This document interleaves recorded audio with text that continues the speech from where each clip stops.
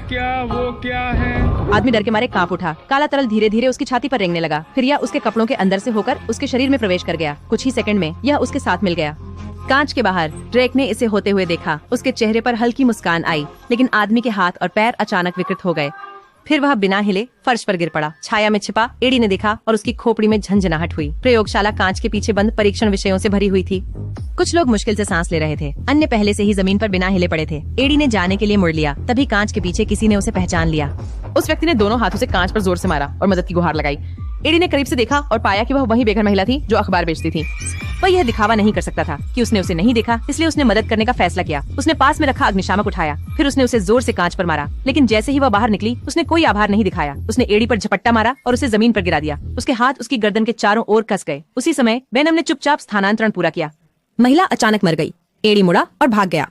तुरंत ही वह आ रहे सुरक्षा गार्ड से टकरा गया। वह रुका नहीं, वह आगे फिसला और दोनों को गिरा दिया। उसे अभी भी पता नहीं था कि उसका शरीर बदल गया था। एक किक से भारी स्टील का दरवाजा खुल गया। फिर वह बाहर भागा। फाउंडेशन के लोग तुरंत उसके पीछे दौड़े। हर दिशा से और गार्ड्स आ गए। वे उसे वहीं मार डालने के लिए दृढ़ थे। एडी केवल भागता रहा। वह एक गिरे हुए पेड़ से टकराया और उसे 2 टुकड़ों में तोड़ दिया। गार्ड्स ने जल्दी से क्षेत्र को सील कर दिया। उन्होंने आसपास की हर चीज को घेर लिया, लेकिन कोई भी एडी को नहीं ढूंढ सका।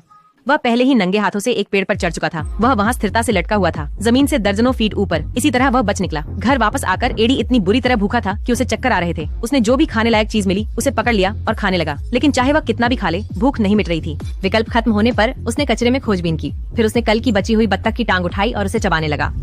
उसी समय बगल के पड़ोसी ने फिर से शोर मचाना शुरू कर दिया। आवाज सीधे उसके कानों में गूंज रही थी। एडी ने दरवाजा खटखटाया, विनम्रता से पूछने की कोशिश की, लेकिन पड़ोसी ने उसे घमंडी नजर से देखा और सुनने से इनकार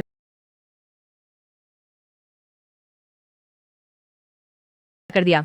एडी के चेहरे पर अचानक एक ठंडी अभिव्यक्ति फैल गई। पड़ोसी डर के मारे पीछे हट गया और लगातार माफी मांगने लगा।